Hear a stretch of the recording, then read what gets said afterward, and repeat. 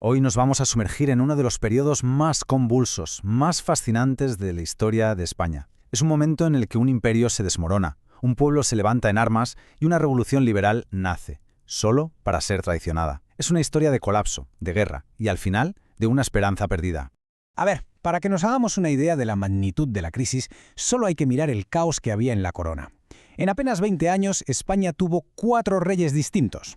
Esta sucesión tan vertiginosa es el reflejo perfecto de una inestabilidad tremenda que estaba a punto de hacer que todo saltara por los aires. Vamos a desgranar esta historia en 4 actos. Primero, veremos cómo se cae a pedazos el antiguo régimen. Después, la invasión francesa y cómo responde el pueblo. Luego, el nacimiento de una nueva nación, una revolución política en toda regla. Y para terminar, la traición del rey, que lo echó todo por tierra. Empezamos. Nos situamos a finales del siglo XVIII. España está en una encrucijada total. El liderazgo es débil, muy débil. Y la sombra de la Revolución Francesa se alarga por toda Europa. Y el miedo al cambio, lo paraliza absolutamente todo. El contraste entre padre e hijo no puede ser más brutal. Por un lado, Carlos III, un monarca ilustrado, el que llamaban el mejor alcalde de Madrid por cómo modernizó la capital, pero claro, llega su hijo, Carlos IV, y le toca reinar justo cuando en Francia le cortan la cabeza a Luis XVI. El pánico a que esas ideas revolucionarias llegaran a España le llevó a hacer justo lo contrario que su padre, frenazo en seco a las reformas y fuera todos los ministros con ideas modernas. Y en ese vacío de poder, claro, emerge una figura clave, Manuel Godoy, un joven militar de origen humilde que, por el favor de la reina, acaba convirtiéndose en la persona más poderosa de España. La gente le echaba la culpa de todo, de las derrotas militares, de la crisis económica, de todo. Y en las desgracias, pues no tardaron en llegar. La política exterior de Godoy fue un desastre tras otro. Primero, una derrota contra la Francia revolucionaria en el 95. 10 años después, la catástrofe de Trafalgar, donde la Armada española queda destrozada. Y ya, el remate final en 1807, el Tratado de Fontainebleau. Godoy, de una forma bastante ingenua, permite que las tropas francesas entren en España. Pero aquel tratado era un caballo de Troya en toda regla. Napoleón había pactado que pasarían 28.000 soldados para atacar Portugal, pero en vez de eso mandó 100.000. Y claro, por el camino fueron ocupando todas las ciudades importantes. Para cuando Godoy se quiso dar cuenta del engaño, ya era tardísimo. El plan de ocupación estaba en marcha. La tensión explotó en marzo de 1808 con el motín de Aranjuez. Fue un levantamiento popular, eso sí, animado por los partidarios del príncipe Fernando, que pedían la cabeza de Godoy. Y funcionó. Carlos IV echa a su válido y abdica en su hijo Fernando VII. La gente lo celebró por todo lo alto, sin darse cuenta de que, sin querer, le habían hecho el juego a Napoleón. Venga, vamos a la segunda parte. Aquí es donde esa ocupación, que iba de tapadillo, se convierte en una invasión abierta. Y el pueblo español, claro, responde con una furia que nadie se esperaba. Napoleón, que era muy listo, ve la pelea entre padre e hijo y los llama a los dos a Bayona, en Francia. Y allí se produce un espectáculo bochornoso. El emperador los presiona hasta que consigue que ambos, Carlos y Fernando, renuncien a sus derechos al trono. Fue, sin duda, uno de los capítulos más humillantes de nuestra historia. Con la corona española en el bolsillo, Napoleón se la entrega a su hermano José Bonaparte, que se convierte en José I de España, un rey extranjero, impuesto por la fuerza, algo que una nación tan orgullosa como esta no iba a aceptar así como así. Y la chispa que prendió la mecha saltó en Madrid, el 2 de mayo de 1808. Cuando los franceses intentan llevarse a los últimos miembros de la familia real, el pueblo de Madrid se levanta en armas, de forma completamente espontánea.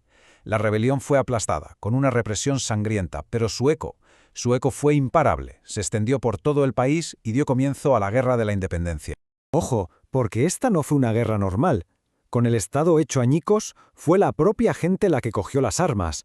Se organizaron en guerrillas, pequeños grupos de civiles que no daban tregua a un ejército muy superior.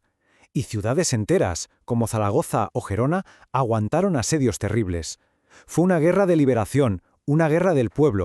Y entonces, contra todo pronóstico, llegó una victoria increíble. En julio de 1808, en la batalla de Bailén, un ejército improvisado, lleno de soldados y milicias, consiguió lo imposible. La primera derrota en campo abierto del ejército de Napoleón, que se suponía invencible. La noticia corrió como la pólvora por Europa y demostró que al gigante francés se le podía ganar. Pero, a ver, mientras se luchaba en los campos de batalla, estaba ocurriendo otra revolución, esta vez política. En medio de todo ese caos, se estaba intentando construir una España completamente nueva. Como no había rey ni gobierno, la gente se organizó sola. Primero, aparecieron juntas locales para defenderse. Luego, éstas se unieron en juntas provinciales. De ahí se pasó a una Junta Suprema Central que funcionó como un gobierno provisional. Y esta junta dio el paso definitivo, convocar unas Cortes Generales. Esas Cortes, que eran una especie de Parlamento Nacional, se reunieron en Cádiz, la única ciudad que aún resistía a los franceses. Y en su primera sesión hicieron algo absolutamente revolucionario. Declararon que la soberanía, o sea, el poder máximo, ya no era del rey, como en el absolutismo, sino de la nación. Este es el pistoletazo de salida del liberalismo en España. Todo el trabajo de esas Cortes culminó en la primera Constitución de la historia de España, que se promulgó el 19 de marzo de 1812. Se la conoce como la Pepa, y en su momento fue una de las constituciones más liberales y avanzadas del mundo. Y este era el proyecto de país que dibujaba. Soberanía nacional, división de poderes, igualdad ante la ley. Vamos, que era básicamente desmontar por completo el antiguo régimen, ese sistema absolutista basado en los privilegios de unos pocos, para construir un Estado moderno basado en el liberalismo, es decir, en los derechos y libertades de los ciudadanos. Y con esto llegamos al acto final. La guerra se ha ganado. La revolución liberal ha triunfado, al menos sobre el papel. Pero la victoria está a un paso de convertirse en una auténtica tragedia. Marzo de 1814. Napoleón ya está derrotado en Europa y Fernando VII vuelve a España. El pueblo, que había luchado 6 años en su nombre, lo recibe con un entusiasmo desbordante. Era el deseado, el rey por el que se había derramado tantísima sangre y en el que estaban puestas todas las esperanzas. Pero la alegría duró un suspiro, muy poco. El 4 de mayo de 1814, recién llegado, el rey firmó un decreto en Valencia. Y en ese decreto declara la Constitución de 1812 y toda la labor de las Cortes de Cádiz como nulas y de ningún valor. Así, de un plumazo. El rey traicionaba la revolución que se había hecho en su nombre. El resultado, la restauración total y absoluta del antiguo régimen. Volvió la monarquía absoluta, los privilegios. ¿Por qué lo hizo? Bueno, Fernando VII era un absolutista convencido, pero además contó con el apoyo de los sectores más conservadores del ejército, la nobleza y la Iglesia, que veían la Constitución como una amenaza a su poder. Se desató una persecución feroz contra los liberales, los mismos que habían luchado por un país más justo. Fueron encarcelados, ejecutados o tuvieron que huir al exilio. Y así termina esta historia. Una guerra por la libertad que da a luz una constitución moderna, solo para que el mismo rey en cuyo nombre se luchó la borre del mapa. Esto nos deja una pregunta en el aire, para reflexionar. ¿Qué nos dice esto sobre lo difícil que es